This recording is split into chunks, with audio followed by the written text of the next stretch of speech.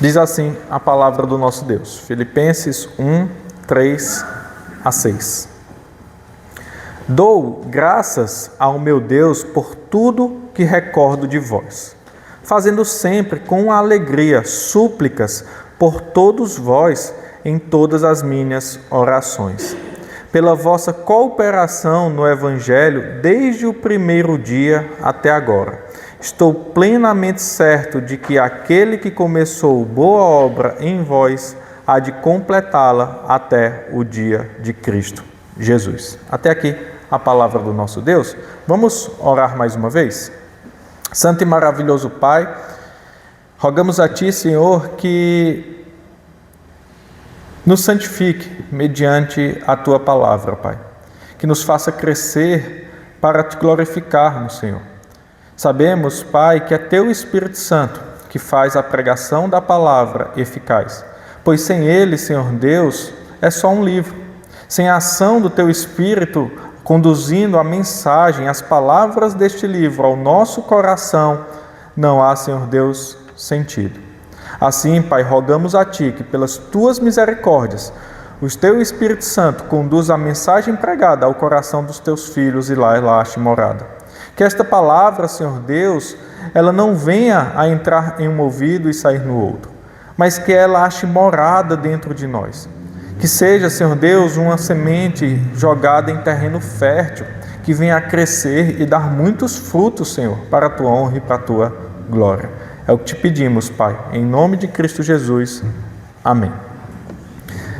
Algumas semanas atrás nós demos início à carta aos Filipenses, mas demos algumas pausas, mas nós observamos nos versos 1 e 2 e também na introdução do sermão passado na carta aos Filipenses, que Paulo escreve essa carta em prisões.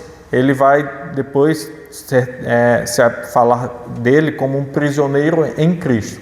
Então Paulo ele não estava vendo a situação ali a qual ele estava vivendo, preso em cadeias, mas ele se via ali digno de poder estar sofrendo por Cristo, e não um prisioneiro de homens, mas um prisioneiro de Cristo Jesus.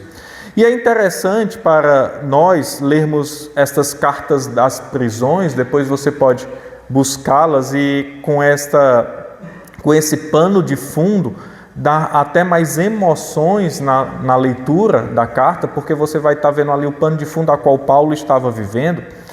E aí é um pano de fundo que nos deixa maravilhados, porque você imagina alguém preso, escrevendo com tanto amor, não vendo a sua situação, mas como se ele fosse alguém livre, vivendo em algum lugar muito bom.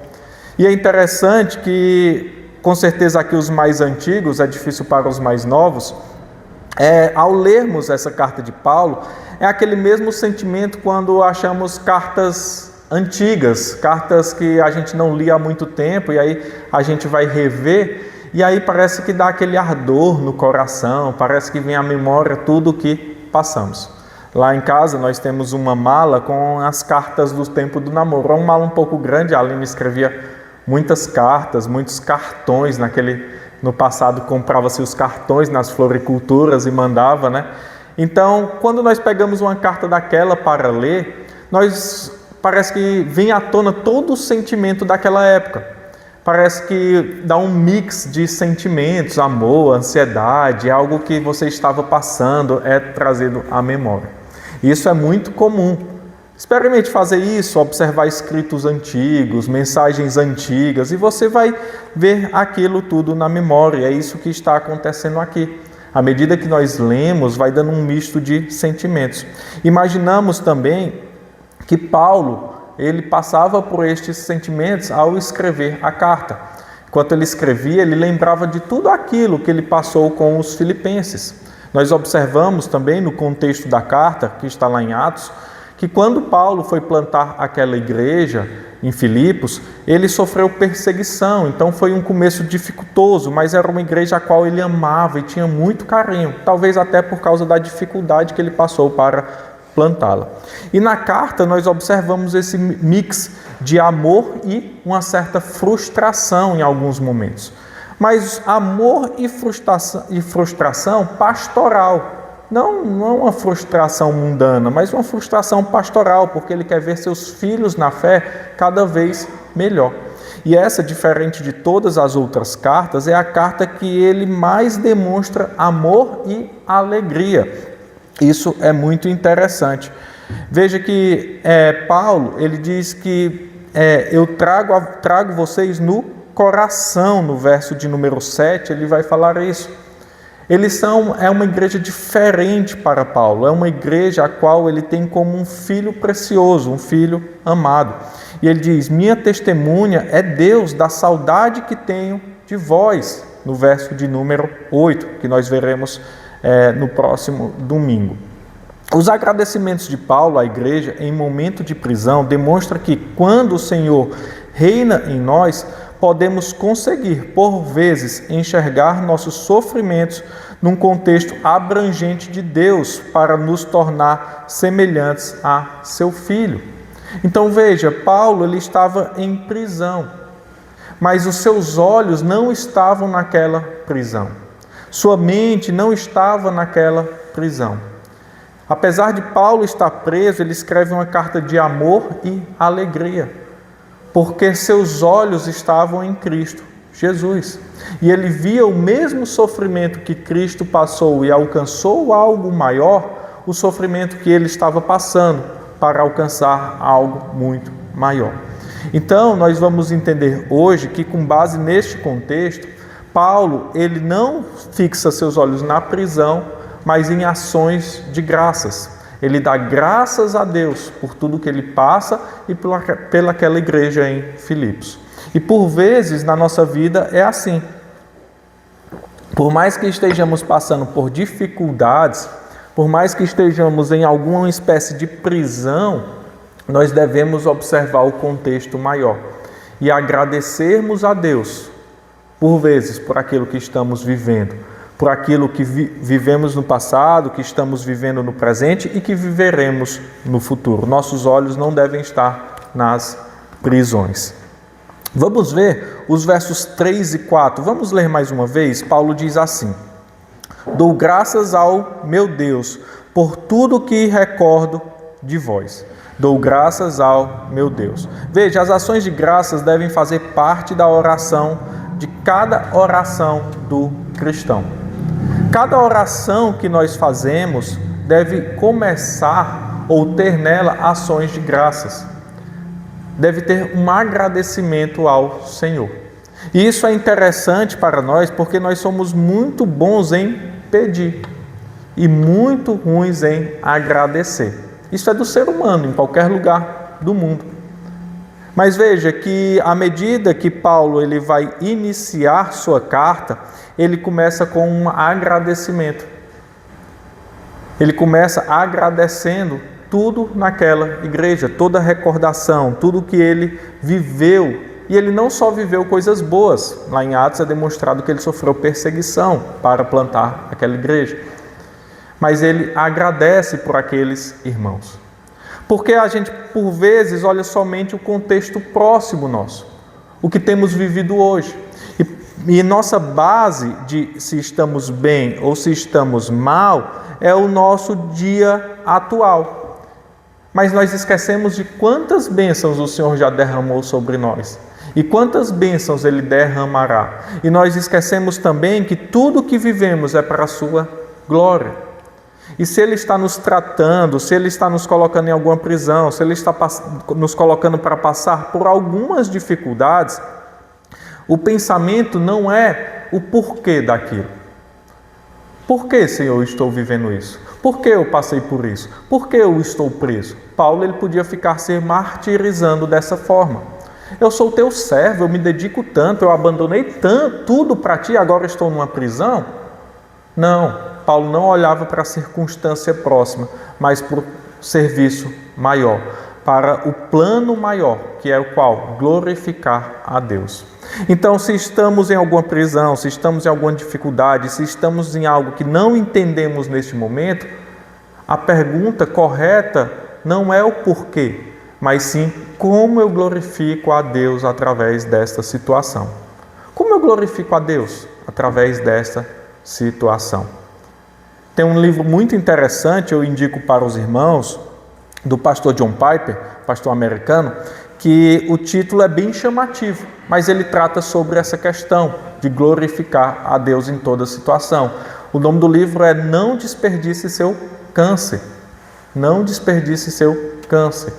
Como nós glorificamos a Deus diante de uma doença tão maligna? Isso é interessante de nós pensarmos. Então, quando você estiver passando por alguma situação difícil, pense, como eu glorifico a Deus através dessa situação? E Paulo, com base nesse entendimento, ele glorifica cuidando da igreja, demonstrando carinho por aquela igreja, dando ânimo aos irmãos, corrigindo no que precisam ser corrigidos e demonstrando a alegria que ele sente em Cristo Jesus pelaquela igreja. Dou graças ao meu Deus por tudo que recordo de vós. Ele começa agradecendo a Deus pelos irmãos. Veja, e qualquer que seja o motivo de nossa alegria, também deve ser o motivo da nossa gratidão. Deus deve receber a glória daquilo que traz consolo ao nosso coração. Em momentos de dificuldade, o que nós devemos fazer? Trazer à memória aquilo que nos consola. Veja, em momentos de dificuldade, eu me pergunto, como eu glorifico a Deus? Mas nós sabemos que não é fácil, nós sabemos que é dificultoso passar por certas condições. Então, o que eu trago à memória para poder glorificar a Deus? Aquilo que me traz alegria. É este o passo a passo de Paulo. Paulo estava em prisão e o que Paulo fez? Trouxe à mente aquilo que lhe traz alegria, que era a igreja de Filipos. Paulo em prisão, ele lembra da alegria que aqueles irmãos o fornecem, aqueles irmãos o dão. E todos os momentos ele agradece por isso que ele viveu com eles. Porque em momento de deserto é um refrigério para Paulo lembrar daqueles irmãos. Isso é muito bom para nós, que nos auxilia a passarmos por momentos de dificuldade. Quando algo quiser acertar você, quando o dia mal vier, e é certo que ele virá, nós que somos mais velhos, com certeza podemos trazer à memória um dia sombrio, um dia ao qual foi dificultoso de passar por ele. E vocês que são mais novos, nossos adolescentes aqui, eles com certeza enfrentarão um dia assim. E quando esse dia vier, como nós enfrentaremos? Trazendo à memória aquilo que nos dá alegria. E glorificando e entendendo como aquela situação glorificará ao nosso Deus. Na noite escura da alma, como eu glorifico a Deus nesta situação? Veja que outra coisa que nos chama a atenção nesse verso de número 3 é que se fosse um escrito comum, o autor ele poderia colocar: dou graças a Deus por tudo que recordo de vós. Mas Paulo ele não coloca somente assim. Ele coloca: dou graças ao meu Deus. Ele traz uma pessoalidade aqui. Ele traz uma intimidade com esse Deus. Isso é muito importante no escrito grego. Os gregos eles trabalhavam muito bem a língua, a escrita, a forma escrita. Então nada é colocado por acaso. Então Paulo ele demonstra aqui uma intimidade com esse Deus. Ele demonstra aqui que este é o seu Deus. Não é, ele não trata como algo comum de todos. Ele traz ali como se fosse, não, este é o meu Pai. Ele traz essa intimidade com Deus. E isso também nos auxilia nos momentos de dificuldade. Veja que Paulo ele vai demonstrar a alegria que ele tem vivido, ele vai demonstrar graças com aquela igreja, ele vai agradecer as recordações que tem daquela igreja, ele vai também demonstrar intimidade com Deus. Porque, meus irmãos, não adianta nós falarmos, tá, no dia da dificuldade eu vou trazer à mente aquilo que me traz alegria. Tudo bem. Tá, em dias de dificuldade eu vou observar e vou perguntar como essa situação glorifica a Deus. Mas isso não tem sentido se ele não for o seu Deus. Se você não for íntimo do Senhor, você não vai saber como glorificá-lo. Se você não for íntimo do Senhor, você vai trazer à memória alegrias passageiras. Então, Paulo ele vai demonstrar essa intimidade com Deus. Essa intimidade é tanta que nos momentos de perseguição, Paulo louvava ao Senhor. Em momentos ao qual ele estava preso em cadeias, depois você pode ver lá no livro de Atos, na segunda parte, a partir do capítulo 16, que Lucas vai contar a história de Paulo, você vai observar que Paulo, quando era preso, louvava ao Senhor e agradecia por ser privilegiado de sofrer pelo nome de Jesus Cristo. Mas isto ele só faz por quê? Porque ele é íntimo desse Deus. Se nós não formos íntimos do Senhor, nós não poderemos saber como agradá-lo e nós não seremos alegres nele, porque o dia mal virá. O dia mal virá. Então nós começamos, e Paulo nos ensina a iniciarmos nossas orações com ações de graças, e Paulo faz isso com aquela igreja.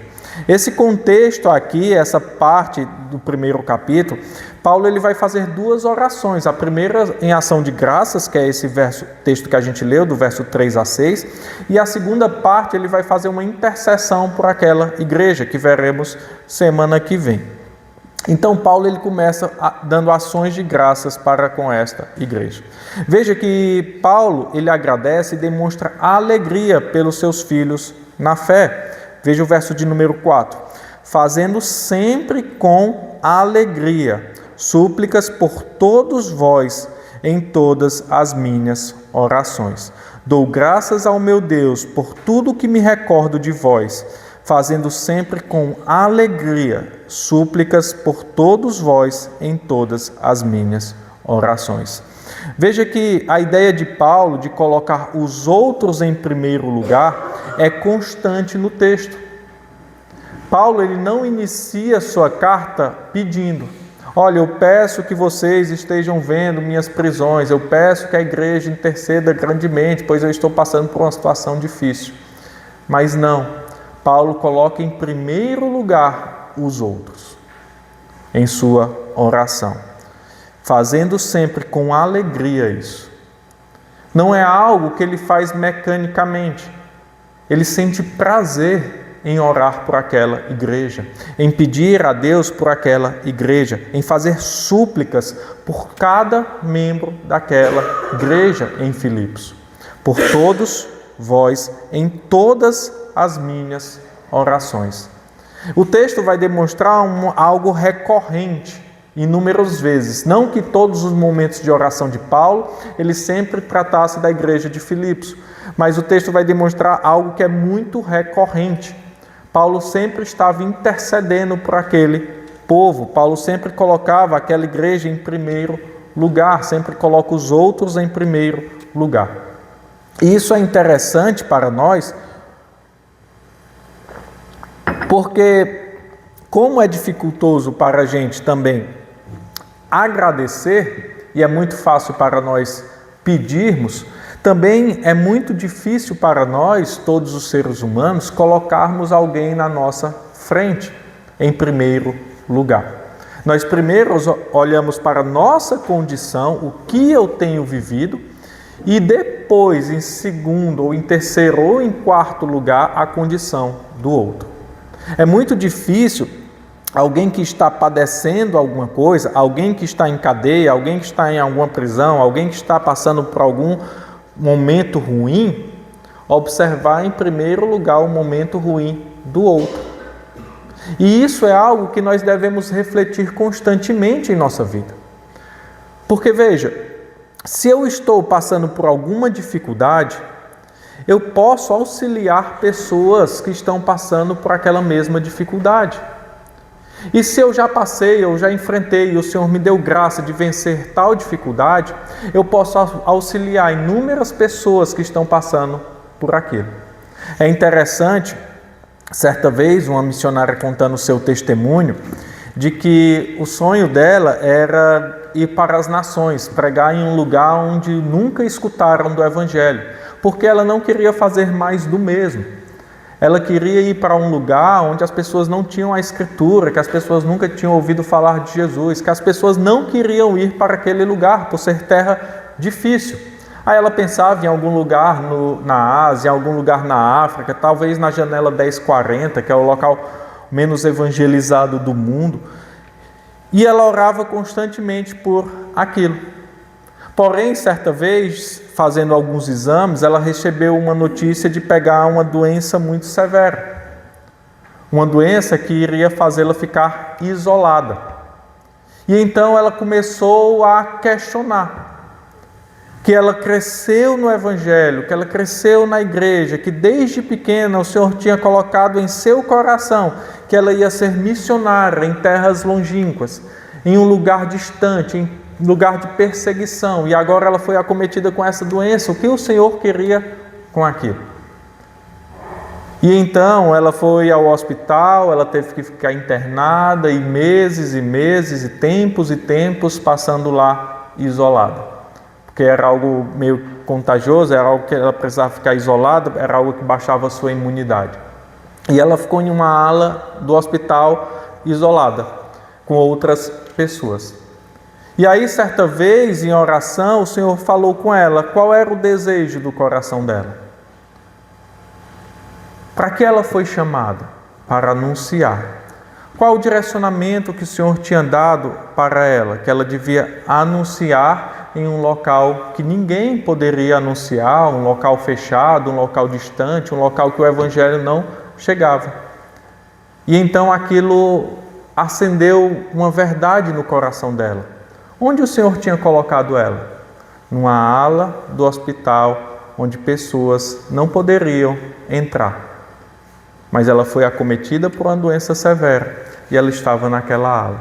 Então ela glorificou a Deus por pregar a pessoas que nunca ouviriam do Evangelho se ela não tivesse sido acometida por aquela doença.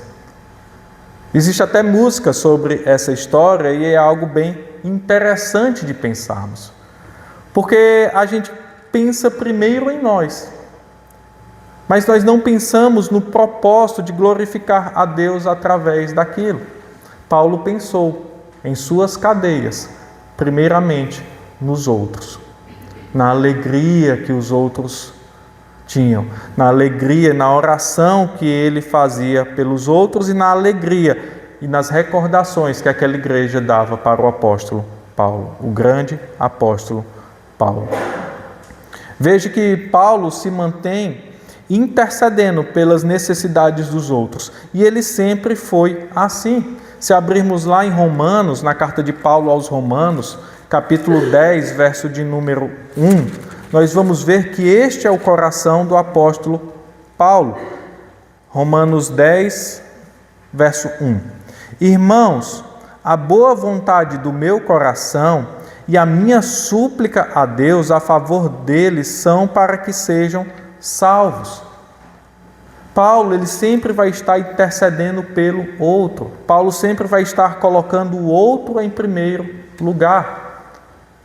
Ele sempre vai estar vendo a necessidade do outro. E ele se faz de fraco por muitas vezes. E ele se rebaixa em sua sabedoria por muitas vezes para que o outro seja levado com amor e carinho. Mas esta igreja, ela trazia alegria a Paulo. Essa é uma igreja que nos momentos de cadeia, ao orar, Paulo se sentia alegre.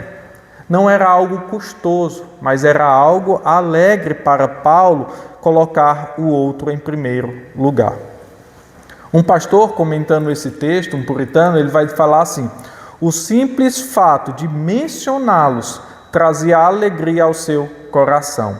É um prazer ouvir o bem-estar de um amigo ausente. Veja que a alegria deles se torna a alegria de Paulo. Eu posso estar sofrendo cadeias, mas se meu irmão receber uma bênção, eu me alegro juntamente com ele. Eu posso estar padecendo, mas se meu irmão receber uma bênção, eu me alegro com ele. Paulo estava preso, Mas ao ouvir que a igreja de Filipos estava sendo fiel, Paulo se alegrava. Paulo se alegrava nas recordações e em todas as notícias que ele recebia daquela igreja, mesmo estando em cadeias. E Paulo faz súplicas e orações àquela igreja. O que parece que a palavra aparece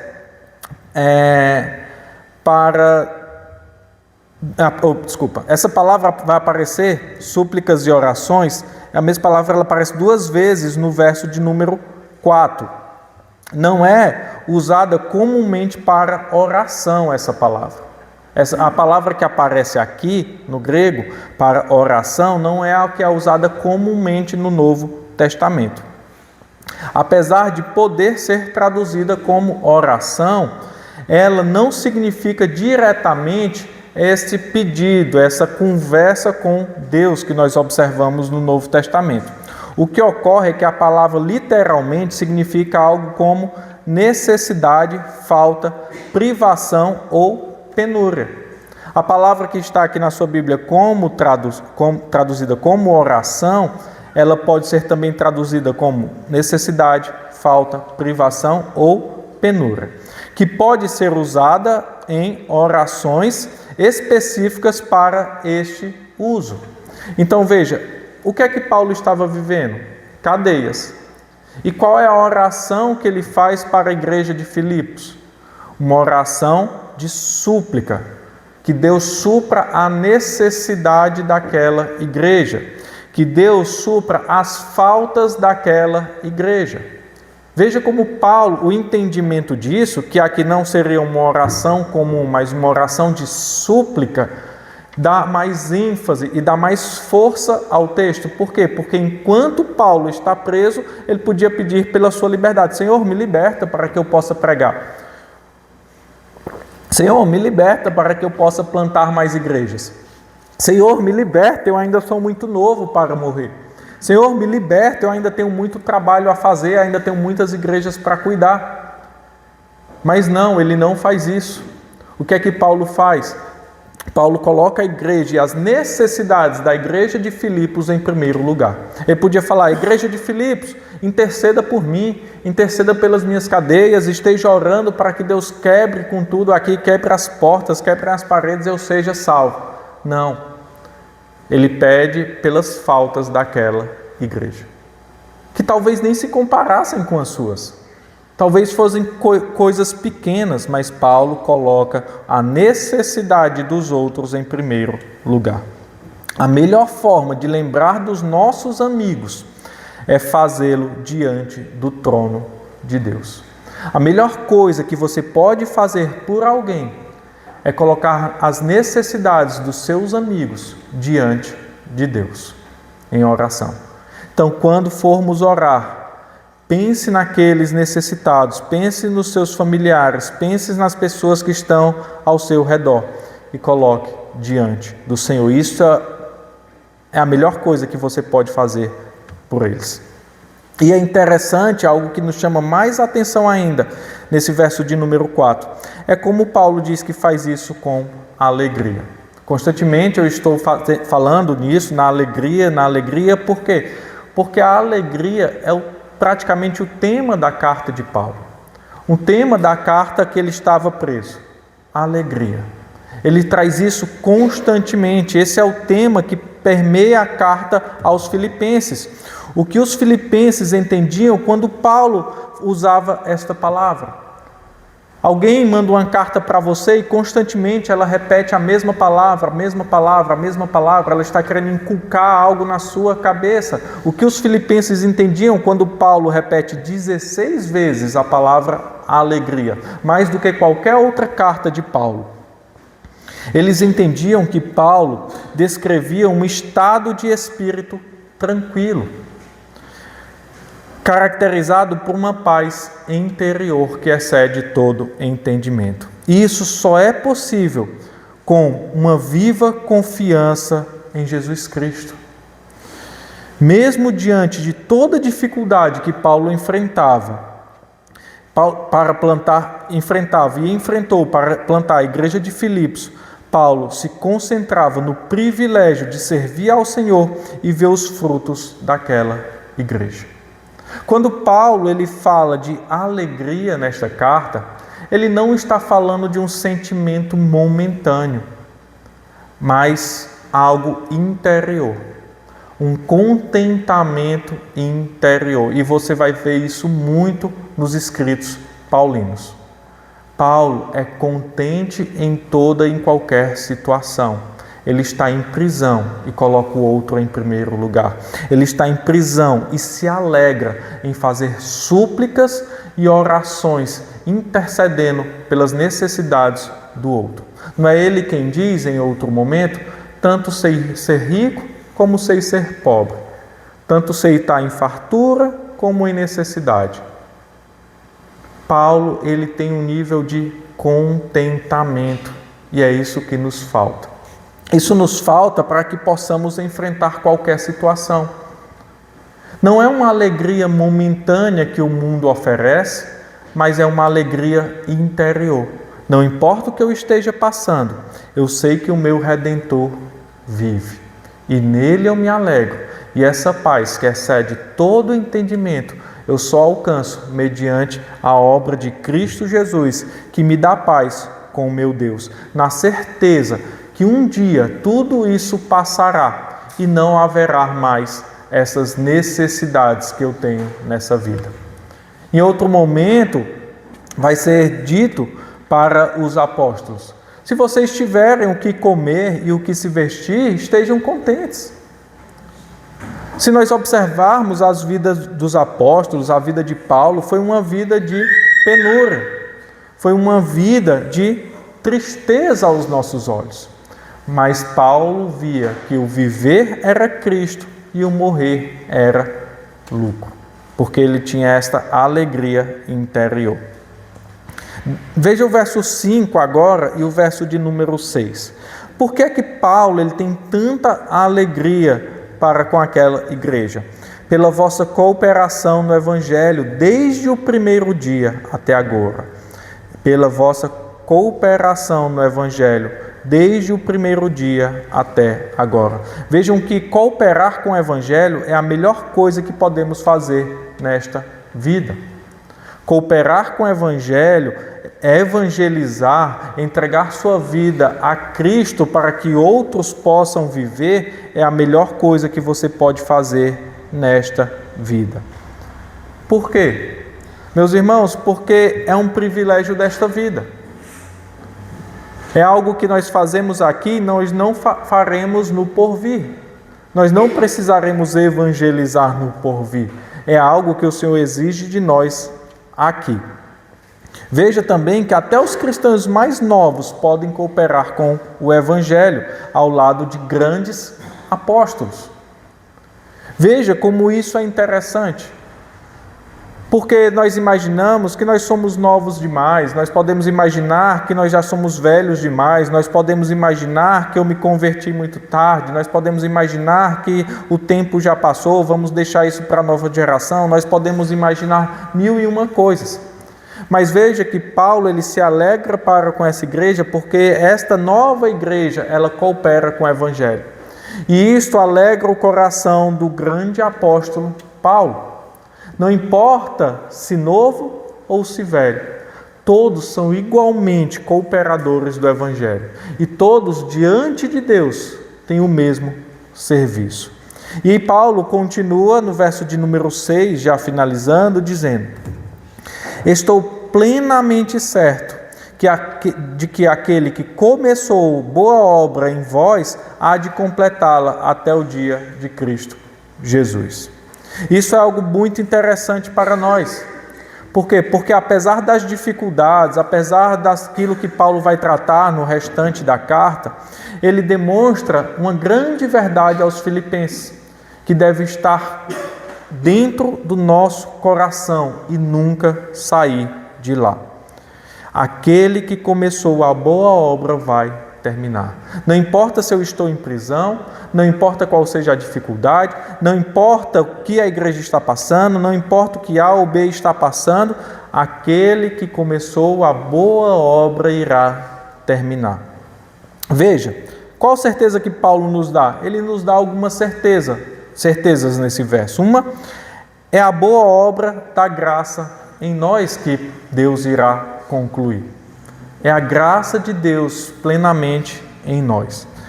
Em segundo lugar, essa obra é iniciada por Deus. Essa obra não pode começar em nós, pois estávamos mortos em nossos delitos e pecados. Qual é a obra? A obra da graça. De quem é essa obra e quem inicia essa obra? Deus.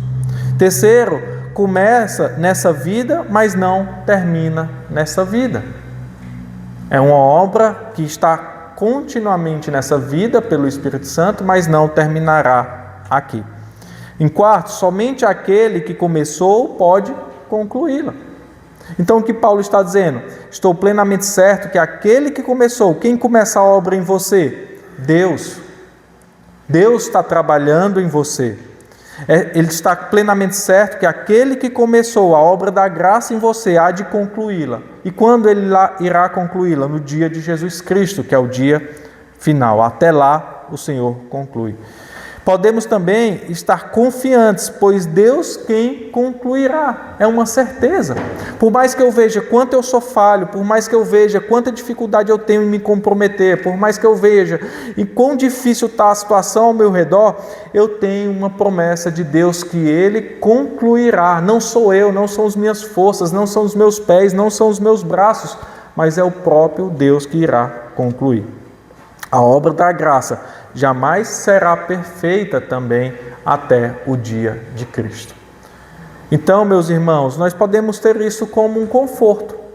Por mais que nós vençamos pecados, por mais que nós avancemos, nós nunca seremos perfeitos. Mas nós podemos sim glorificar a Deus, porque a obra dele está acontecendo em nossa vida. Dessa forma, irmãos, existe, portanto, entre o apóstolo e a sua amada congregação uma compreensão em afeto mútuo, que levam cada um a suplicar a Deus que atenda às necessidades particulares do outro. A intercessão um pelos outros é, de fato, a base amorosa dentro da comunidade dos crentes. Veja o que Paulo está demonstrando para nós. Paulo, ele intercede por aquela igreja em alegria. Paulo conforta aquela igreja nas suas necessidades. Paulo demonstra segurança para aquela igreja, que eles tenham certeza que a obra que o Senhor começou irá ser concluída pelo próprio Senhor. E nosso exemplo maior, meus irmãos, é Cristo Jesus, que em momentos de dificuldade, ele orou pelos pequeninos. Em momentos de dificuldade, ele olhou para os outros. Em momentos de dificuldade, ele intercedeu pelos discípulos. Em momentos de dificuldade, irmãos, tenhamos isso em mente. Busquemos saber como glorificamos a Deus com aquela situação. Busquemos também olhar para o outro. Não olhar para nós, por mais difícil que nossa situação seja, mas buscarmos nos alegrar ao colocarmos o outro em primeiro lugar. E também tenhamos a certeza, tanto em nós como nos outros, que aquele que começou a boa obra, ele irá concluí-la até o dia de Cristo. Que o Espírito do Senhor conduza essa mensagem ao coração da igreja. Vamos entoar neste momento